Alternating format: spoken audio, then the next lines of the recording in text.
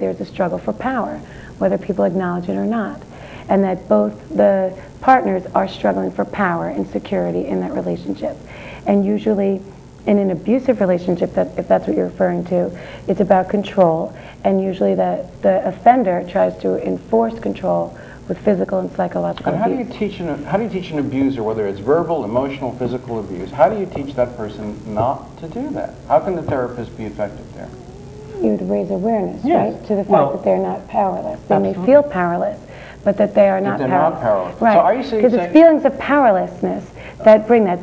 Both are caught in powerlessness. The man feels powerless to communicate with the wife, and the wife feels trapped and powerless. In my opening, I said that abusiveness can come out of a lack of intimacy. Do you feel that when people lack intimacy in their relationships, that they're more likely to become abusive? Yes, and in fact, what's happened recently is I've been counseling several couples, and one of the things that's come about, and I see it, so sometimes I sit back to listen, is that couples will start to get angry with each other, so therefore there's this verbal abuse. They might say, I don't give a damn about you. Well, and right away you hear, I don't give a damn about you. And what I do when I hear that is I stop them and I say, let's stop for a second. Let's think about what was just said.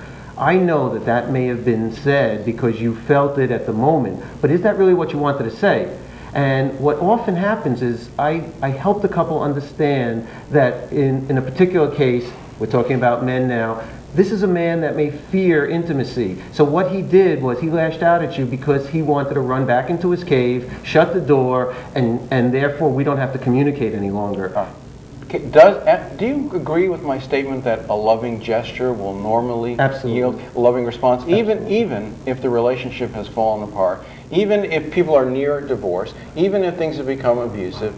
Am I naive in saying that a loving gesture will usually? I always elicit smiles, regardless of how difficult the couple seems to be. Right. Now I have to tell you this, and in preparing for the show, I communicated with, I interviewed some other people in the field, and I talked to a woman who was in another counseling center, and talked to her about therapy as a way to help people in abusive relationships restore their love.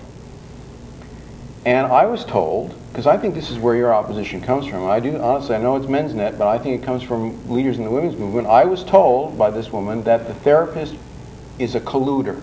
That the way to handle an abuser is you get the police, you put the person in prison, therapy has its place, but there's a sense out there that the gentle hand of a therapist is in an inappropriate way to deal with abusers. Have you heard this before? Do you understand what I'm talking about? Or? I understand what you're talking about. You're talking about a feminist perspective on domestic violence.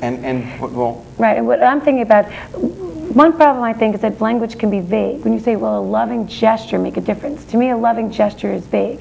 One thing that I think that can be very effective with someone who is violent is empathy. Because in a man who is domestically violent, typically that person does not have the skill set to express himself in a way that's nonviolent. And he's very caught up in the culture and what the culture expects of him, doesn't feel he can meet what's required of him, and is unable to express that and feels powerless. And so this acting out physically is an ineffective strategy to try to feel more powerful and effective. Okay, and empathy is a way to get, well... Empathy is understanding another's experience. But here's, and tell me if you think I'm wrong about this, but here's mine as a layperson. I think in order to achieve empathic understanding, you can't ask the following question. You can't listen to a person and say, how does what this person is doing or going through affect me?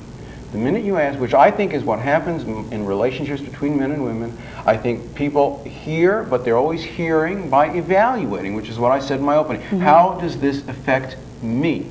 But if you're really going to understand someone from that person's point of view in the empathic way that you suggested, in my mind, that's not a question you can ask. Does that make sense to you? It's not that you can't ask it, it's that if you wanted to make the relationship more enriching, you would choose not to ask it.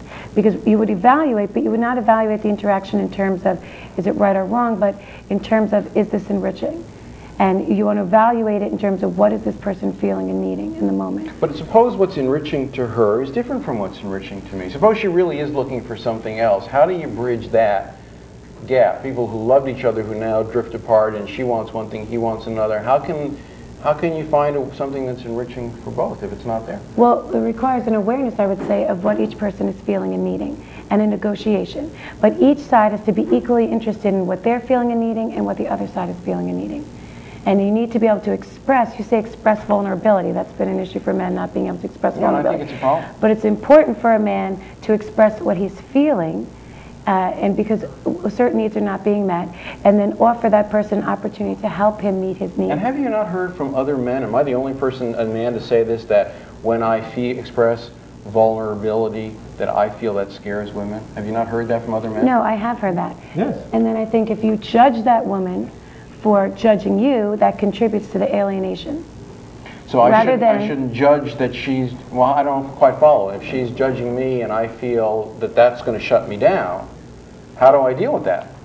Well, I think that it's important to understand that what you're feeling, she needs to recognize is a problem that she has to face. Because what you're doing, Mel, is fine. You're saying that men fear being intimate because they're going to be judged or they're going to be rejected. Correct. But I teach women to understand that men can have frailties. They don't have to be perfect, and nor should they be seen that way. So it is a matter of educating women that they need to be more accepting. And on that note, we have to stop. There's a lot more that we can discuss here, but I need to thank you all for a very enlightening discussion. Dr. Sheila Chiffriller, Assistant Professor of Psychology at Pace, Dr. Wayne Gersh, who's the Clinical Director at Westchester Center for Behavior Therapy, and Kelly Riley. Thank you all for joining us on Men's Night, and thank you. We'll see you next time. Thank you. Thank you.